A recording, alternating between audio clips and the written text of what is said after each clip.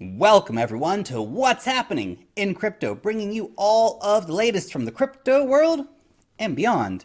Will the tiny Pacific island nation of the Marshall Islands threaten U.S. economic dominance?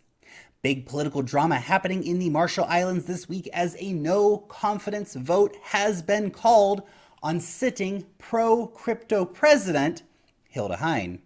The Marshall Islands' biggest claim to fame is probably their pristine beaches, but a close second is the nuclear devastation on Bikini Atoll. Thanks, America. And of course, the skimpy swimwear that was named after the atoll. Ooh la la, that's a hot dog, yowzas. Now, besides leaving a swath of nuclear devastation in the Marshall Islands, the United States also conveniently left behind their dollar as the official currency. And that is where this story begins. The President Hilda Heine, who is striving for more independence for the Pacific Island nation, has announced earlier this year that they would be launching their own cryptocurrency to exist alongside the US dollar, and that the new legal tender cryptocurrency would be usable for everything from paying taxes to buying groceries. The cryptocurrency would be known as the Sovereign, and its key aim is to help the island nation work towards financial self-sufficiency and independence. On Monday this week, 8 senators, which make up a good portion of the legislature, formally called for a no-confidence vote on the president. The opposition has cited key reasons for calling a no-confidence vote as unequal services to outer islands, the removal of postal voting for overseas citizens, and establishing a national cryptocurrency. The parliament is nearly evenly split between the ruling and opposition party, and these flashpoints are serving as a catalyst for the opposition to try and take power. An additional point of interest is Rongelap Island, a tiny slice of tropical paradise with a few dozen people living on it, which wants to become a special administrative district with, among other things, loose visa and tax requirements aiming to attract overseas investors. It is being called little more than a tax haven, which will enable money laundering. Interest in the region has already led to speculation in the country about foreigners buying passports and bribing politicians, as it would provide a unique backdoor to U.S. markets via the Compact of Free Association Agreement the Marshall Islands have signed with the USA. And the senators backing the no confidence vote are all supporters of the Rongelap's tax haven project, and unsurprisingly, opponents of the cryptocurrency.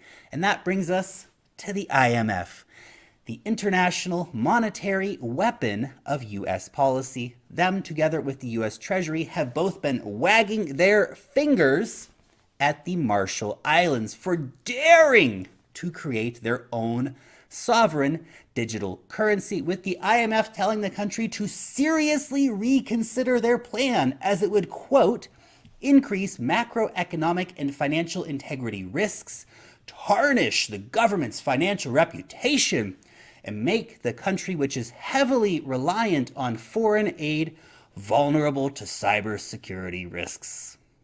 The threat of removing foreign grants to fund development projects is a serious economic weapon for the tiny nation to be threatened with. The threats also include closing ties with the Bank of the Marshall Islands, the only USD correspondent bank in the country and essentially the financial lifeline of the nation to the rest of the world.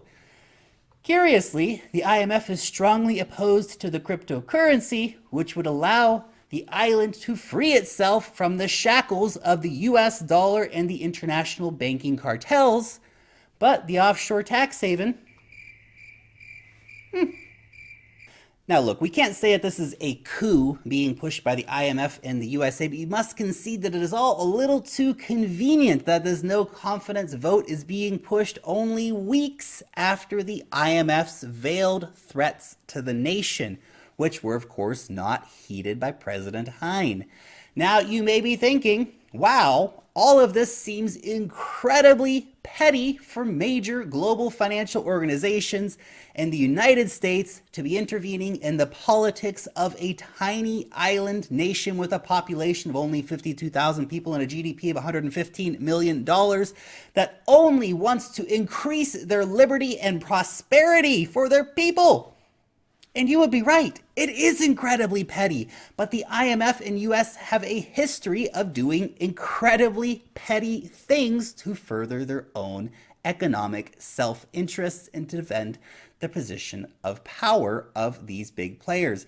They cannot stand idly by while another country, particularly one so small, challenges the supremacy of the US dollar. The USD and the international banking and financial architecture that it underpins must remain the supreme economic leviathan. Any moves away from that would set a bad precedent and needs to be crushed as quickly as possible, of course. The supremacy of the US dollar must continue to reign. This narrative, of course, is already in question globally as key countries like Russia are making moves away from the dollar. And while the US has tried very, very hard to use these financial weapons against Russia, it cannot be controlled in the same way that the Marshall Islands can. Now, of course, we must sit and wait and see the results of the no confidence vote to know whether or not the Marshall Islands will be allowed to move forward with their plans and attain their self-sovereignty. But hey, thank God they didn't discover oil in the Marshall Islands. Otherwise, they would have really been in big, big trouble. Thank you so much for watching today's episode. I would love to know what you think about the situation in the Marshall Islands. Thumbs up the video, subscribe to the channel, hit that button down below to stay up to date with what's happening in crypto. Join the conversation over on Twitter. Long live the blockchain, and peace out till next time.